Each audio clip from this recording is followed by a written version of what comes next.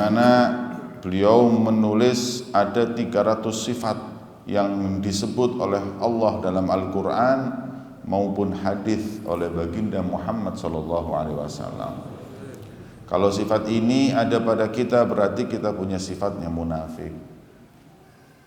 Kalau punya sifat satu bahaya, gimana kalau dua, gimana kalau tiga, gimana kalau empat? Na'udzubillah min dzalik. Satu pun jangan, apalagi sampai kita mempunyai berpuluh-puluh sifat. Maka kemana keimanan kita kepada Allah Subhanahu wa ta'ala? Di antaranya mukmin itu la raghiban fi dunia. Orang mukmin itu enggak serakah, enggak rakus, enggak ambisi untuk urusan dunia. Kita semua hadirin enggak ada yang enggak suka dunia. Kita semuanya ya senang mobil, ya senang rumah. Cinta dunia itu enggak masalah.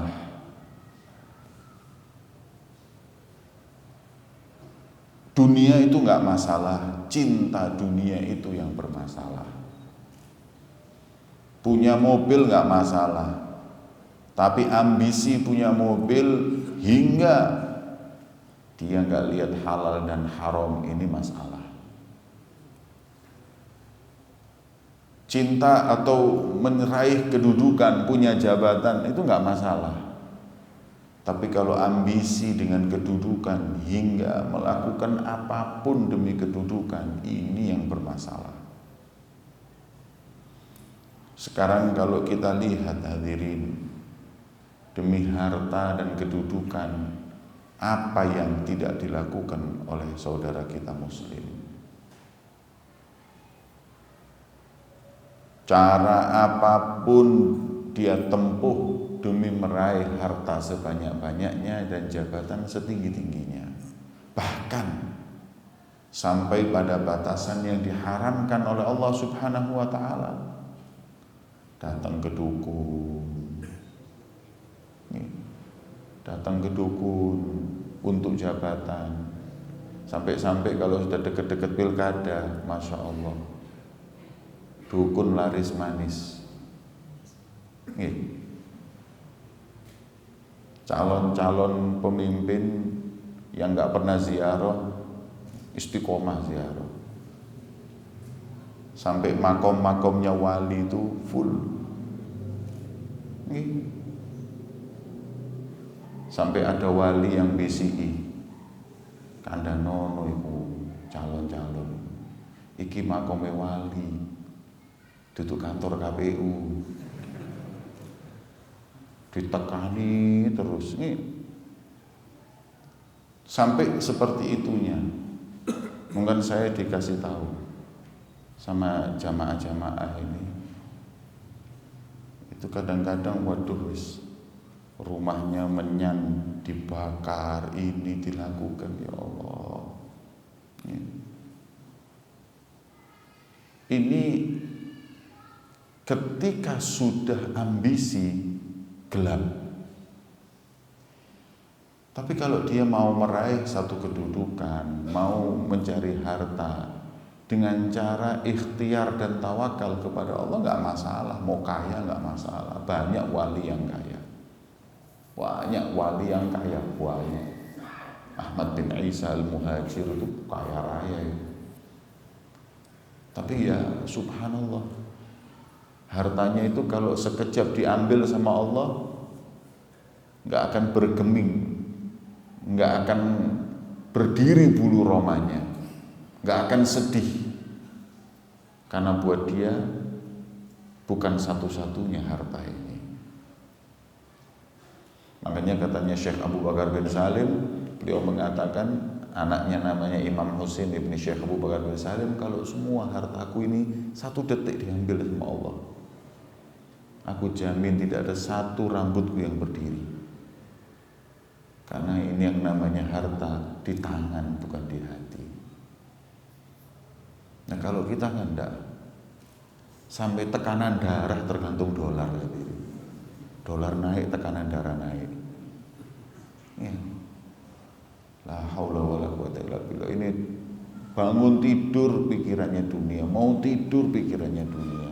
Ini yang nggak boleh. Itu bukan orang mukmin. Ya. Tapi juga orang mukmin bukan terus yang kemudian nggak mau dunia, nggak mau kerja, nggak apa enggak. Ya kerja, cari duit sebanyak-banyaknya. Ya. Akan tetapi tadi itu jangan ambisi. Kemudian wala tawilul amal, orang mukmin itu enggak panjang angan-angannya. Orang mukmin itu mesti cerdas. Al-kayyis man dana nafsah wa amila lima ba'dal maut. Orang mukmin itu pikirannya jangan cuma 20-30 tahun, hadirin.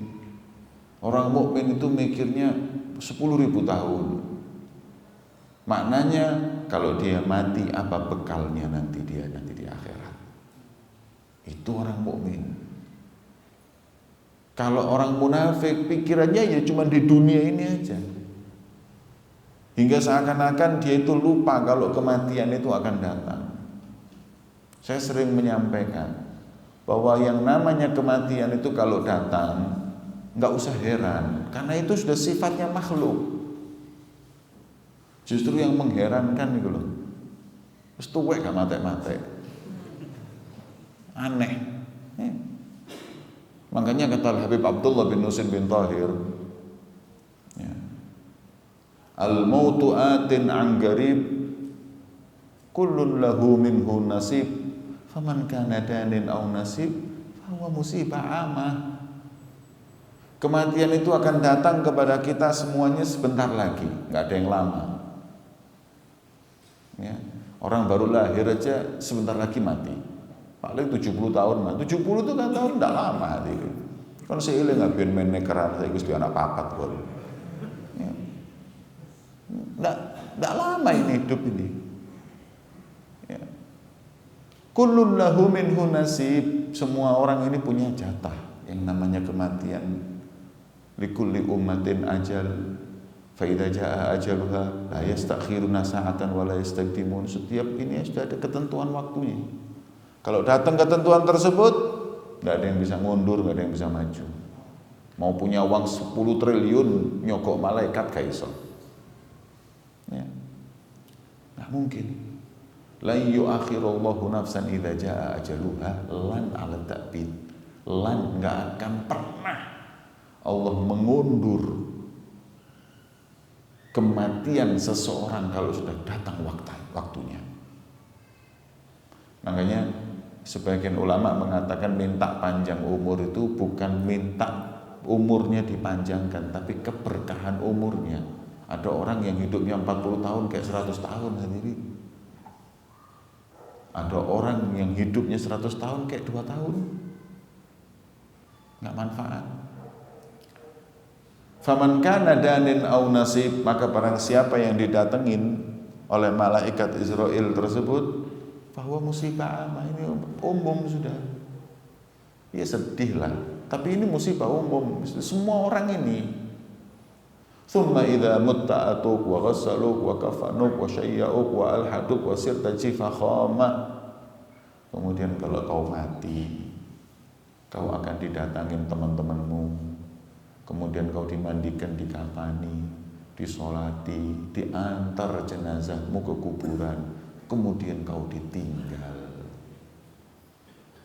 Yang menemanimu cuma satu, amal soleh. Saya sampaikan kemarin, kata ulama, an-nasu thalathu athlaf, thuluthun lillah, wa thuluthun li nafsihi, wa thuluthun lidud. Kamu wahai manusia, anak Adam, dibagi 3. Seperti kamu milik Allah, seperti kamu milik dirimu sendiri, seperti kamu miliknya cacing. Wa amalillah faruhuhu. Yang milik Allah adalah ruh. Wa nafakhtu fihi min ruhi. Ketika kalian umur 4 bulan di perut ibu, ditiupkan ruh, dititipkan. Ketika ajal itu datang, diambil, sudah pinjaman selesai. Ruh milik Allah dikembaliin. Kemudian yang sepertiga lagi badanmu. Badan ini milik cacing. Kalau sudah dikubur, miliknya cacing sudah. Pestanya cacing. Ya, tambah lemu, tambah senang cacing ini. Rioyo ini. Thuluthun din nafsi. Lah yang sepertiga milikmu apa itu? Amal. Ini aja yang kita miliki. Makanya jangan panjang angan-angan. Kayak seakan-akan kita hidup ini masih 50 tahun lagi nih, ya Allah. Makanya Rasul SAW dalam hadisnya mengatakan yang sering dipelesetkan oleh sebagian orang, bukan dipelesetkan, mungkin gak paham. I'mal li dunyaka ka'annaka ta'ishu abadan wa'mal li akhiratika ka'annaka tamutu ghadan. Perbuatlah untuk duniamu yang seakan-akan engkau itu hidup selama-lamanya. Perbuatlah engkau untuk akhiratmu seakan-akan engkau besok mati. Ini dalilnya orang yang cari duit. Nih, oleh duit, Kanjeng Nabi kan dawuh, berbuatlah untuk dia kayak seakan-akan kau hidup selamanya. Kau nggak paham, nggak ngerti. Hadis itu gini loh, Imam Abdullah bin Alwi al-Haddad dalam Nasha'ih Diniyah menerangkan hadis ini. Gini loh, perbuatlah untuk duniamu seakan-akan kau itu hidup selamanya. Artinya tunda-tundalah. Karena kan hidup mesti lama, jadi tunda-tunda, jangan terlalu ambisi, biasa aja. Waktu mesti panjang, ya tenang aja. Tapi kalau untuk akhiratmu seakan-akan kau besok mati, jangan ditunda. Untuk urusan pengajian cepat, untuk urusan sholat cepat, untuk urusan cepat. Kenapa? Bisa jadi saya besok mati, maka saya nggak akan tunda. Untuk dunia, tunda-tunda gampang. Nah kita kan kebalik ya. Untuk akhirat, masya Allah, tunda. Masya tobat yang kok sih terus. Ngenteni umur 70 baru tobat. Ya nek sampai umur 70. Saya kediambung truk ya Allah. Atau ya untuk urusan dunia dia santai. Wong yang namanya rezeki itu sudah Allah atur, santai aja. Jangan terlalu kita waduh pagi malam pikirin dunia. Ini namanya tulil amal. Man tala amaluhu sa'a amaluh. Kata Rasulullah, orang kalau sudah panjang angan-angannya pasti jelek perbuatannya, karena dia nggak takut mati. Terus nggak tobat-tobat, perbuatannya buruk terus. Tapi kalau orang ingat mati, mau berbuat apapun dia itu mikir. Seperti ceritanya Pak Abdul Salihin. Subhanallah, sama Allah Ta'ala dipetikkan dalam hatinya ingat mati langsung tobat. Ada riwayat seorang wali min auliyaillah, dia itu sholat di sebelahnya sungai Nil di Mesir. Di belakangnya ini murid-muridnya sholat ngadep sungai Nil. Ada kapal lewat di sungai Nil itu, biasanya kapal itu ada restorannya, kapal besar-besar gitu, ada restoran, terus ada hiburannya. Nah, kita tarik perut deh, tarik perut wedok, sebelahnya itu laki-laki yang megang gitar sambil menyanyi, yang perempuan itu joget, tepuk-tepuk, ambil kubang ker, ya. Ambil ini, ngombe ini, wah, minum. Lewat di depannya seorang wali tadi lagi sholat. Ya. Murid-muridnya kan nggak terima, kurang ajar. Kubang dek ngarepe kiai, joget mana? Wah, sembahyang gak khusyuk. Begitu selesai sholat, muridnya ngamuk. Ya Syekh, ud'u alaihim, dongakno. Kecemplung nang ngene sungai di wong-wong. Dongakno karam ngapali. Ud'u alaihim itu doakan jelek. Kalau ud'u lahum doakan baik.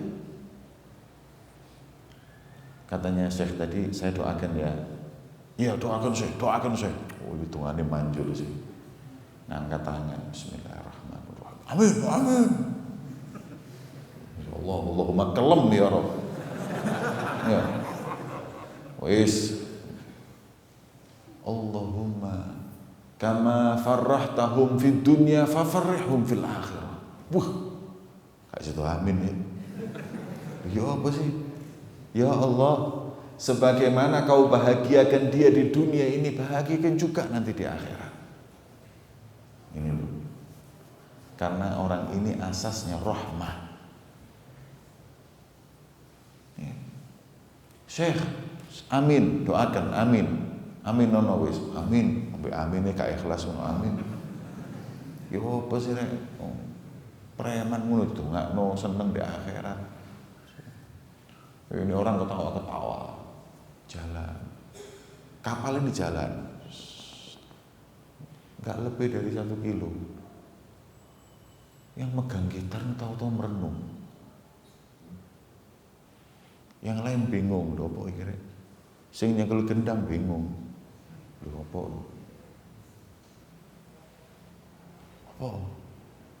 Aku kicik terbesit satu pikiran. Nah aku terus moro-moro mati kayak gini apa? Saya nyekel gendang dredeg. Bingung, mandek lagune. Sing joget ya mandek pisan. Ono apa iki? Diem semua. Terus yang datang itu apa? Enggak tahu, saya kok tahu-tahu terbesit. Apa aku ini pasti panjang umur? Aku kok tahu-tahu takut mati. Tahu-tahu inget bisa sebentar lagi aku mati. Omongan itu bikin orang sak kapal wedi kabeh. Tidaklah kapal ini berhenti di pelabuhan kecuali sak kapal tobat kabeh. Cuman gara-gara inget mati, langsung tobat semuanya. Subhanallah, 2 hal yang bisa kita ambil. Yang pertama masalah ingat mati, itu buat orang itu tobat. Yang kedua, doa itu yang baik. Ya, doa itu yang baik. Lah kalau kita doakan mereka itu semuanya tadi itu tenggelam, akhirnya mati dalam keadaan apa? Su'ul khatimah, masuk neraka.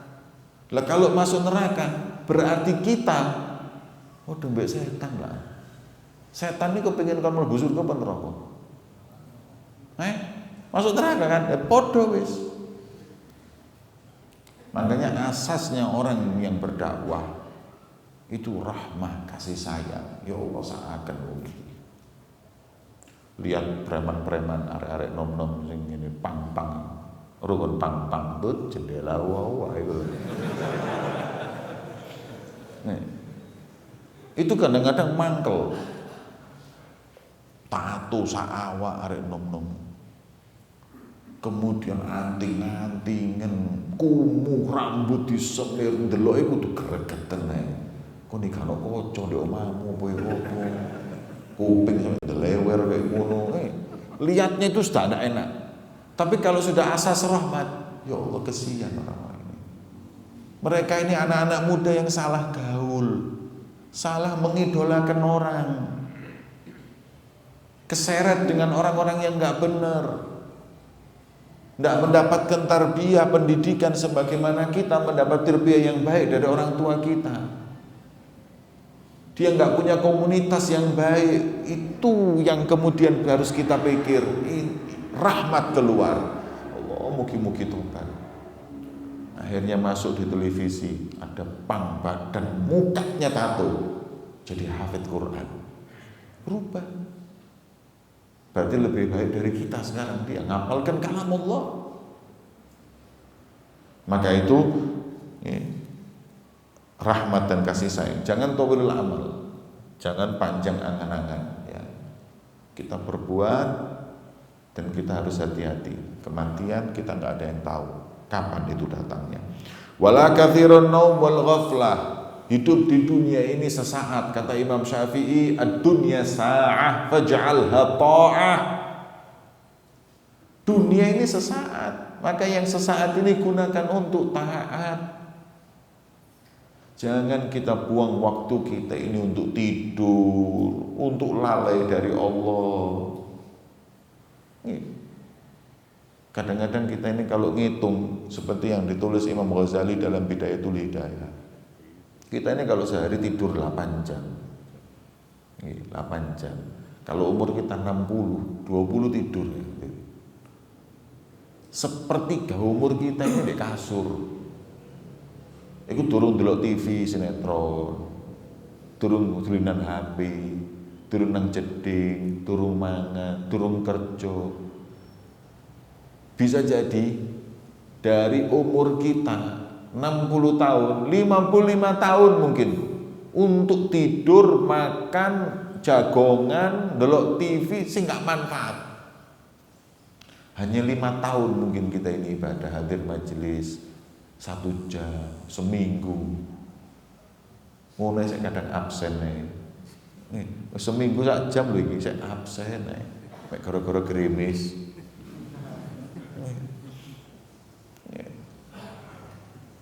Ini terus kemana umur kita? Orang mukmin itu melihat waktu lebih berharga dari segala-galanya. Itu orang mukmin.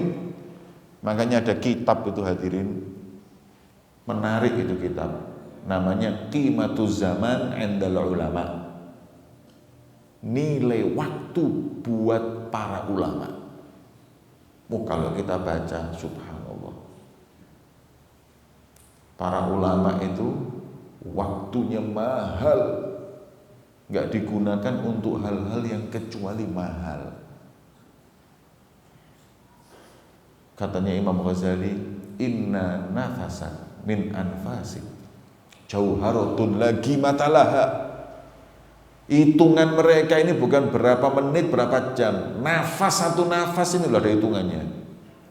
Ini mahal yang nggak bisa dibeli dengan apapun. Makanya sampai mereka punya zikrul anfas, zikir yang setiap nafas.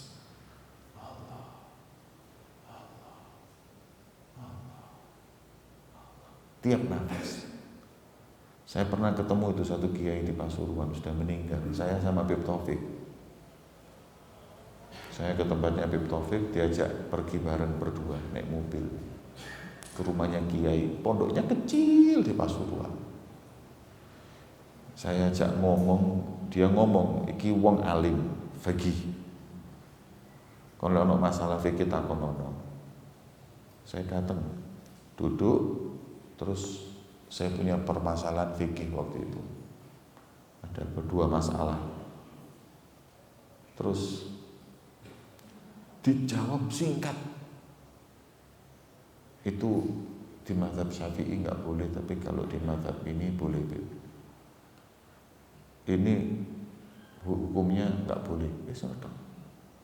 Saya ngomong sama Habib Taufik, ini kok alim ngomong.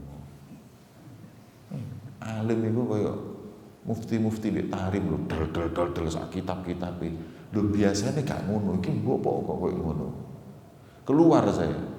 Selesai, kelihatannya nggak begitu enak duduk itu, keluar. Ketika keluar anaknya ngejar kita. Ngomong, kiai lagi ngamalkan zikrul anfas. Jadi setiap nafasnya Allah, makanya tidak ngomong gak mudeng. Dia lagi ngamalin zikir itu. Masya Allah.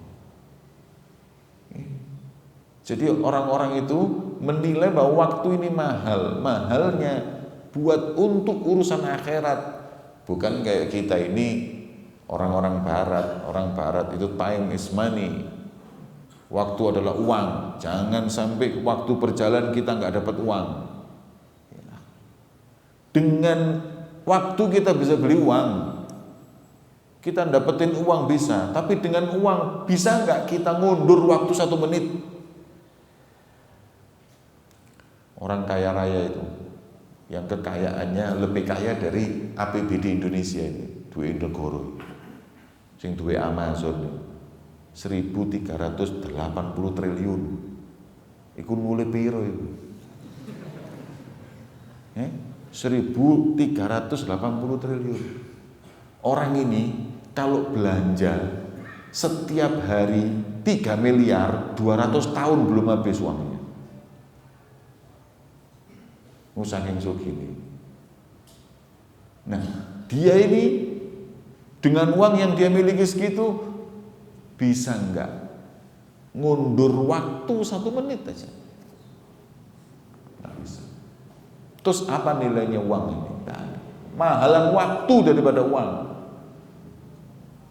Ada lagi yang mengatakan bahwa uang itu emas. Ya, tambah lebih murah maneh. Emas. Mas apa? Mas Parto. Waktu nggak bisa dinilai dengan apapun, mahal. Makanya gunakan waktu itu sebaik-baiknya, sebagaimana diingatkan, la kathirun naum wala kathirul ghaflah. Jangan banyak lalai, jangan buang-buang waktu yang nggak manfaat. Gunakan semua waktumu untuk mendekatkan diri kepada Allah Subhanahu wa ta'ala. Wala mura'iyan wala munafiqan. Orang mukmin itu ikhlas dalam beramal. Nggak pernah cari pujian manusia. Itu orang mukmin. Dia carinya pujiannya Allah. Nggak munafikan. Munafikan maksudnya nggak di depan orang beda, di belakang orang beda. Dek ngarepe wong koyo musuhne setan. Dek mburi, waduh gendaan mbek setan. Orang mukmin depan belakang itu sama. Dan setiap amalannya hanya tulus untuk Allah Subhanahu wa ta'ala. Imam Ghazali dalam kitabnya menyebutkan tentang keutamaan ikhlas. Ini keutamaan ikhlas ini hebat ini. Dalam ibadah itu ulama mengatakan ibadah itu 3 macam. Semuanya boleh. Tapi ada yang paling afdol. Yang pertama ibadah itu tujar, ibadahnya wong pedagang. Ibadah pedagang itu ibadah yang suka diiming-imingi ganjaran.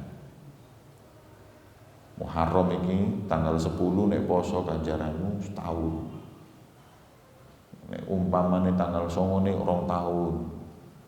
Kalau kamu memberi sedekah 1000 kali lipat.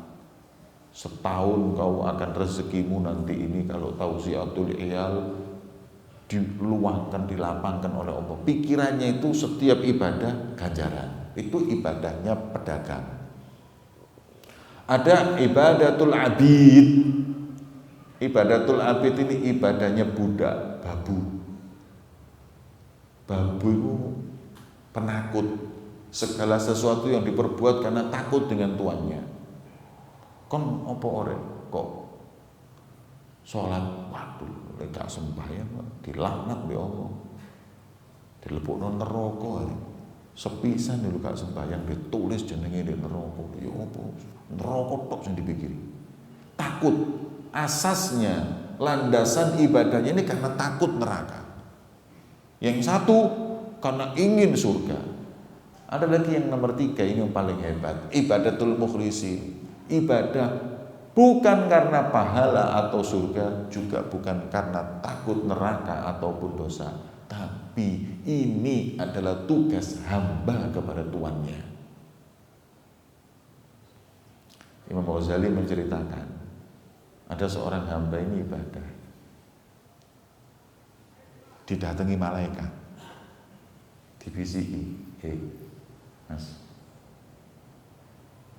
barusan aku lihat di Lauhil Mahfud tentang catatan amalan orang ini, dan mana surga, orang surga, mana orang neraka.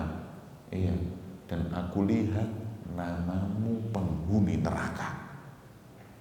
Kayak bocoran dari malaikat. Model kula kali sampean iki. Kita ini kalau dikasih bocoran malaikat, Habib Jamal itu moro-moro dikai bocoran malaikat. Kon ibadah kaya apa ya, aku tak delok jenengmu di neraka. Ya bubar dadi ustaz rek. Mulane mbok ngarep celana cekaan. Waduh, gak karu-karuan wis. Pondok tutup. Pondokku tak tutup tak kayak hotel. Lumayan mul budhuke akeh. Ndek Batu ini. Wis bubar wis dadi ustaz wis. Nggih. Tak tau nang majelis ngene tok, kon golek aku ndek kafe kono. Lha wis mlebu neraka, ya apa? Ate lapo maneh? Kan ngono. Ya. Tapi ini orang jawabannya apa? Boleh saya tanya? Ya. Kalau saya masuk neraka, Allah ridho apa enggak? Ya itu kan ketentuannya, ya sudah, itu tujuan saya. Saya ini hamba. Saya beribadah karena ini tugas seorang hamba kepada Tuhannya. Urusan surga dan neraka itu bukan urusan saya. Iku dus sakarepe Gusti Allah, aku iki makhluk hambane wis, diapakno nurut. Tapi tugas saya ibadah wis iku. Loh terus ngono ta? Iya sudah, mau apa lagi? Bingung malaikat. Subhanallah, ini orang ikhlasnya dalam ibadah. Malaikat berapa hari kemudian lihat lagi namanya di Lauhil Mahfud. Loh, kok nggak ada penghuni neraka? Dilihat di penghuni surga ada. Loh, berubah. Yamhullahu ma yasha'u wa yuthbit wa indahu ummul kitab. Allah berhak menghapus, berhak menetapkan yang namanya ummul kitab Lauhil milik Allah. Dapat kabar lagi. Turun. Ono kabar. Kabar apa? Namamu penghuni neraka dirubah oleh Allah. Sekarang kau penghuni surga. Wow, nek aku yo selametan yo rek. Waduh ge pesta wis sowan. Katanya dia, Allah ridho enggak saya masuk surga? Ya ridho, itu ketentuannya, sudah. Malaikat, saya ini ibadah bukan karena surga dan neraka, tapi saya ini hamba yang harus beribadah karena saya ini adalah makhluk. Perintahkan saya untuk ibadah, wa ma khalaqtul jinna wal insa illa liya'budun. Saya ibadah, sudah. Surga neraka bukan urusan saya, mau masukkan surga, masukkan neraka enggak ngurus. Sing penting aku diridhani Gusti Allah. Subhanallah, murni ini orang ibadahnya. Kemudian tanya malaikat sama Allah, ya Rabb, gimana kau rubah penghuni neraka ke penghuni surga? Tadinya dia penghuni neraka, tapi ketika aku lihat dia ridho dengan ketentuanku, aku rubah dia menjadi penghuni surga. Dan aku pun ridho kepadanya. Masya Allah, ini ibadahnya orang yang mukhlis. Jadi kita ini ibadah ini karena ini kewajiban. Ya, ini kewajiban kita sebagai makhluk, sebagai hambanya Allah. Sudah, mau dikasih pahala, mau nggak dikasih pahala, itu bukan urusan kita. Urusan kita itu pokoknya manut ya Gusti Allah. Ini ibadahnya orang kelas. Loh Beb, kalau saya nggak bisa kayak gitu, saya ibadah karena kepingin bidadari di surga. Wahyu loh Beb. Sebentina ndelok sing gak pati ayu aku iki. Kepengin ndelok sing ayu ndek swarga. Ya apa Beb? Enggak apa-apa. Kalau enggak boleh Allah enggak memberikan sifatnya di Quran. Enggak apa-apa yang seperti itu. Ada orang ini ibadahnya wis saking seneng kepengin rabi mbek bidadari. Ibadahe wae bayangno bidadari tok.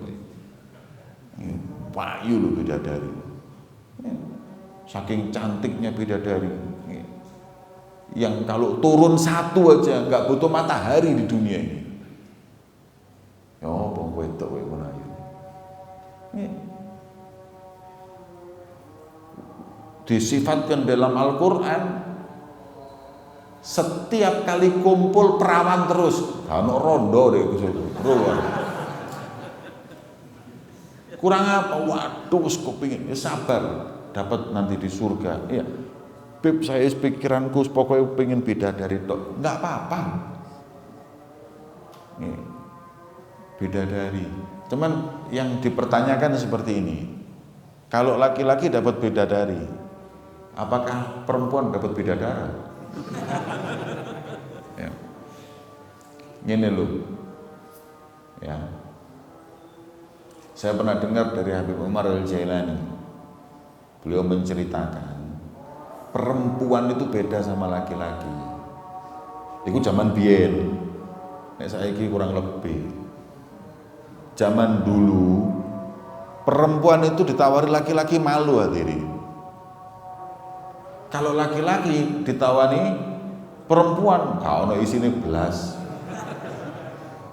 Nih gak ditawani njaluk kok nih. Laki-laki itu kalau ditawari kon kawin ayu wong yang ini, wah seneng dideloki.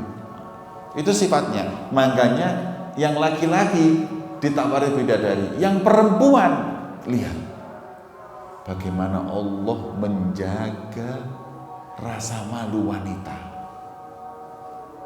Allah tidak mengatakan dan kau wahai laki-laki perempuan kau akan kuberikan izin. Sebagai bapak ini ya, sebagai bapak, anak laki-laki kita bilang kepada dia, "Kon tak golekno bojo sing wayu, sing salehah." "Iya, Pak, iya, Pak." Tapi kalau yang perempuan, "Kon tak golekno bojo sing apa sih bapak iki?" Malu dia kan. Nah, ini Quran tuh seperti itu. Laki-laki ditawani bidadari, perempuan Allah jaga. Ini perempuan yang kalau perempuannya gatel ya repot tuh. Ngomong nang besi Pak, kalau orang nang ganteng jalan aku. Sini kan tidak layak perempuan seperti itu. Jadi di Quran itu subhanallah, i'jazul Quran. Kenapa disebutkan bidadari? Kenapa tidak? Jaga. Ya, kayak nggak pantas gitu loh. Kamu wahai para perempuan diberi laki-laki yang badannya atletis. Nih. Wah, sispek. Sedunia iku rasakno sing one pack iku ya. Muncul siji ning ngarep iku. Iku nek matono, ning ngene akhirat six pack. Wah, ini malu perempuan digitukan. Ya, kalau perempuan nggak punya malu ya repot. Maka daripada itu Allah Subhanahu wa taala berikan kepada yang mau masuk surga karena menginginkan kusur istananya dan monggo nggak apa-apa. Tapi yang takut dari neraka juga nggak apa-apa. Tapi yang ikhlas itu yang paling tinggi kedudukannya di sisi Allah Subhanahu wa taala. Nah, ini mungkin bukan kelas kita lah. Tapi ya bisa jadi kita nanti lama-lama ke sana. Ya. Katanya ulama, ma maqsadanal hur walal qusur siwa kashfis sutur. Ya. Katanya habaib ngomong, aku bukan bermaksud di surga untuk mendapatkan bidadari atau istananya, enggak, tapi ingin memandang kepada Allah Subhanahu wa taala. Karena kenikmatan di surga yang paling hebat, paling besar, nomor satu itu memandang kepada Allah. Kedua, berkumpul dengan Rasulullah. Itu kenikmatan. Ya, yang Rabi'ah al-Adawiyah ditanya, Rabi'ah, kamu pengen surga? Iya. Pengen apa di surga? Makanannya, minumannya ini. Jawabannya singkat, al-jar qabla dar. Saya ingin orang itu kalau mau beli rumah lihat tetangganya dulu. Ketika ditanya kamu masuk surga, iya. Kenapa? Al-jar qabla dar. Yang saya inginkan itu bukan surganya, tetanggaan dengan siapa di surga, yaitu dengan Nabi Sallallahu Alaihi Wasallam.